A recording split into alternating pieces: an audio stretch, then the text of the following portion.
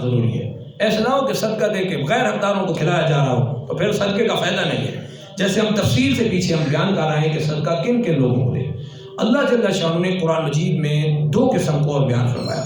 ارشاد فرمایا انما الصدقات للفقراء، بے شک صدقات کے حقدار فقیر لوگ ہیں.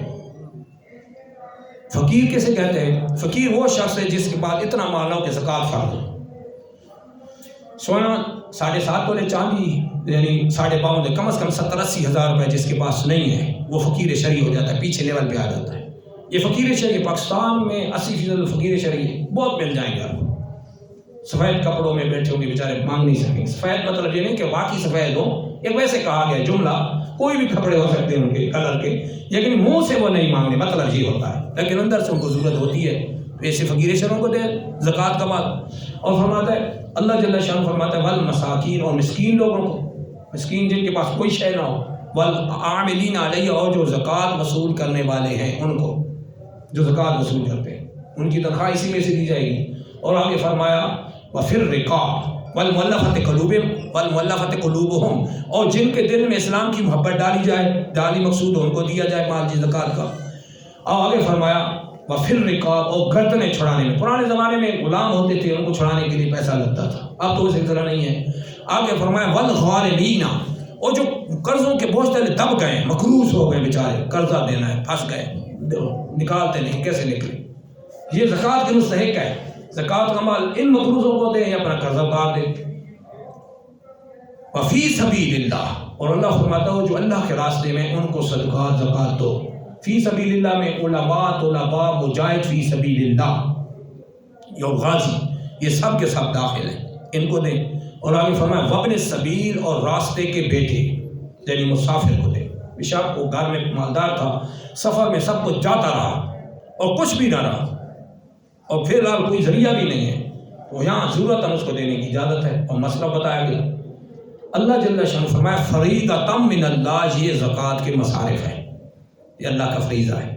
واللہ علیم الحکیم، اللہ علم والا، حکمت والا. تو یہاں فرض صدقے اللہ نے بتا دی، زکوٰۃ ان لوگوں کو دیں، ان لوگوں کو. پھر اللہ جل شانہ نے ایک الگ آیت میں الگ سے ایک بیان فرمایا للفقراء الذین احصروا فی سبیل اللہ، وہ لوگ جو غریب ہیں، جو اللہ کے راستے میں روک دیے گئے ہیں. اس سے مراد عبداللہ بن عباس تمام مفسرین فرماتے ہیں اصحاب صفہ کے بننے والے علماء، طلباء ہیں، جو صدر سرکار صلی اللہ علیہ وسلم میں الگ ہو کے دین کے لیے وقف ہو چکے تھے. یہ وہ لوگ ہیں فرمایا صدقات کے حقدار یہ علماء، طلباء ہیں. احصروا فی سبیل اللہ، جن کو اللہ کے راستے میں روک دیا گیا. لا یستطیعون ضربا فی الارض، یہ زمین میں مزدوری کرنے کی طاقت نہیں رکھتے، یہ جاب نہیں کر سکتے، یہ کام اور کوئی نہیں کر سکتے، یہ دین کے لیے وقف ہو گئے. فرمایا یحسب الجاہل اغنیاء من التعفف، تو نادان لوگ نا علمی کی وجہ سے ان کو مالدار سمجھتے ہیں. لا یسألون الناس الحافا، کیونکہ یہ لوگوں سے گڑ گڑا کے مانگتے نہیں. یہ پروفیشنل بھکاری تھوڑے ہی ہوتے ہیں، اڈے پہ جائیں تو ادھر ادھر 10 بندے کھڑے ہو جائیں گے، بھیجے ہوتے پورا ایک پورا مافیا ہے. پروفیشنل بھکاریوں کو بہت بڑا مافیا، اس کے پیچھے بندے ہوتے ہیں بڑے بڑے، ان کو گینگ ہوتا ہے، ان کو بھیجتے ہیں گڈے پہ جاؤ شام تک اتنا لے کے آؤ. پھر ان کی تنخواہیں ہوتی ہیں، بینکوں میں جائیں تو کروڑوں کے ان کے پہلے سوتے ہیں. ایسے لوگ بیٹھے ہوتے ہیں، ان کو صدقے نہ دیے کریں، الٹا گناہ گار ہوں گے. تو یہ صحیح بندے جو حقدار ہوتے ہیں بیچارے، ان کی وجہ سے وہ بھی مارے جاتے ہیں. اس لیے اللہ جل شانہ نے ان کے لیے الگ آیت میں حکم دیا کہ علماء، طلباء، جو دین کے لیے ٹوٹل وہ صرف فی سبیل اللہ ہو گئے، روک دیے گئے، ان کو دے صدقہ. ائمہ مسجد کی تنخواہیں دیکھیں کہاں جا رہی ہیں. کہیں کی 7,000 اسی پہ 7,000، کسی کی 13,000 بس، یا کسی کی 15 یا 20. اور جو مہنگائی کا ریشو جا رہا ہے اس کے حساب سے دیکھیں پھر کیسے چلتا ہے. گھر بہت مشکل ہے، انتہائی مشکل ہوتا ہے. پیسے کی فراوانی بے حد و بے حساب ہے. اصل مسئلہ یہ ہے کہ پیسہ ضرور خال جگہ پہ ہوتا ہے. مسجد نہیں کھڑی کرنی، خواہ خواہ مسجد کھڑی کر دی 2 کروڑ کی، وہ پیسہ کدھر چلا گیا؟ وہ تو غریبوں کو، اماموں کو دے دینے تھے، صحیح جگہ لگ جاتے، ثواب بھی ملتا، صدقہ جاریہ ہوتا. ان کی تنخواہیں بڑھ جاتی بیچاروں کی. یا دعوت میت جو کہ شرعاً بالکل ناجائز ہے، اس پہ جواز کا کوئی فتویٰ نہیں ہے، لیکن یہ لوگ معاشرے کے چھوڑنے کے تیار نہیں. میت کے دوسرے تیسرے دن تک وہ کھانے پک رہے تھے، لوگ بہت بڑے بڑے لوگ آ کے کھا رہے تھے. پورا ٹیبل لگتا ہے، جیسے ایسے لگتا ہے جیسے شادی ہوئی ہے، دعوت ولیمہ چل رہا ہے. یہ بالکل ناجائز گناہ ہے، اس کا میت کو کوئی فائدہ نہیں. بلکہ کرنے والے سارے گناہ، کھانا بھی ناجائز ہو رہا، کھا رہے تھے کھانے والے، داڑھیوں والے بھی کھا رہے تھے، عادت بنی ہوئی، چھوڑتے نہیں، پھر لوگ بھی نہیں چھوڑتے۔ یہ پیسہ بچا لیا جو دعوت میت کا کم از کم 50 لاکھ، 1 لاکھ، 2 لاکھ، بلکہ میں نے خود دیکھا 10 لاکھ تک لائے گئے، 10 لاکھ پورے شہر کو بلایا گیا۔ بھائی کیا ہو رہا ہے؟ یہ کیا ہے؟ یہ کوئی میت کو فائدہ نہیں ہے، یہ تو تباہی ہے، پیسے کی تباہی ہے، ریاکاری ہے، تباہی ہے، آخرت کی بربادی ہے۔ وہ پیسے اللہ رسول کی نافرمانی کر کے ہم اگر کہیں نا نیکی ملے گی تو یہ ہماری خام خیالی ہے۔ اس پر حدیث ایسی ہے جس کو ہم اپنا امام مانتے ہیں، امام بخاری، امام مسلم، امام احمد رضا بریلوی راضی مجدد وقت محدث اعظم، جس کو اپنا امام اعظم ثانی مانتے ہیں، وہ اپنے فتاوی العصریہ میں اور جامع الحدیث میں حدیث ایسی ہے کہ ہم بار لگائیں اس پہ دعوت میت ناجائز ہے، لوگ کر رہے تھے، صحابہ کرام کا اعتقاد تھا، اس کو ناجائز سمجھتے ہیں۔ اگر یہ لاکھوں روپے بچا لیے جاتے، ہر میت میں لاکھوں روپے ضائع ہوتے ہیں، حقیقت ہے، آپ دیکھ رہے ہیں معاشرے میں کیا کھانے جو لگ رہے تھے، یہ کیا چل رہا ہے معاشرے میں۔ پیچھے تو یہی بتایا گیا کہ ان کو کھانا بھی ثواب ہے، لوگ کھاتے رہے ہیں، اب وہ لوگوں سے کیسے ہضم ہو کہ یہ ناجائز ہے۔ غلط گائیڈ کرنے کی وجہ سے، غلط بندوں نے غلط گائیڈ کیا ہے، جس کی وجہ سے دین کا کباڑا ہوا ہے۔ ایسا حال یہ ہے کہ اس چیز کو روک دیا جائے، فوراً ختم کر دی، کچھ بھی کوئی نہیں کہتا۔ ایک بندہ روک لے گا نا، کچھ کیا ہوئے میت ہوئی ہے، کچھ شادی ہو رہی ہے، اشارے ثواب کریں، دعا کریں، چلے گھر میں، وہ بچا لے 1 لاکھ 2 لاکھ 5، اب زیادہ ہے تو 10 لاکھ۔ یہ جو 5 لاکھ 2 لاکھ یا 10 لاکھ یہ رکھ لے، اس کو کریں اپنے محلے میں غریب بندوں کو دیکھیں کون ہے، رشتہ دار سب سے پہلے، پھر پڑوسی سب سے پہلے، پھر اگر آپ کی مسجد کا کسی بھی محلے کا امام ہے، وہ بیچارہ غریب ہے، یہ پیسے اس کو اٹھا کے سیدھوں سے دے دے، کچھ نہیں ہوتا، آپ کا صدقہ جاریہ صحیح جگہ لگے گا، بالکل چھپا کے دے دے، اس کا کام بن جائے گا، مشکلات دور ہوگی۔ بہت سی فیسلٹی سے معلوم ہوتے ہیں، بہت سی چیزوں سے بیچارے معلوم ہوتے ہیں، کھانے کے لیے تنگیاں پڑتی ہیں، ان کو پتہ ہے نا جو چل رہے ہوتے معاشرے میں۔ ان ائمہ مسجد کو دیکھ، دینی اعتبار سے یہ زیادہ حقدار ہوتے ہیں، وہ پیسہ میں دعوت میت والا ان کے حوالے کرتے ہیں، یا اپنے غریب کسی اور مسلمان ہے، وہ غریب ہے، وہ کسی اور بیٹھے، بچیاں بیٹھی ہیں جن کے نکاح نہیں ہوتے، زیور بنانے ہیں، جہیز کا سامان نہیں ہے، خرابی پیسہ نہیں ہے، ان کو دے دے چھپا کے۔ یہ دعوت میت کی طرف سے بہترین صدقات ہے، تو تاکہ قبر والے کی قبر روشن ہو، تو اس طرح انشاءاللہ صدقہ کریں گے تو بہت ثواب ملے گا۔ اب اس پر ایک ایمان فوز حدیث سنیں گے، انشاءاللہ ایمان تازہ ہو جائے گا۔ رواہ احمد بن حسین البیہقی فی شعب الایمان، اس حدیث کو آپ امام احمد بن حسین البیہقی نے شعب الایمان میں نقل فرمایا۔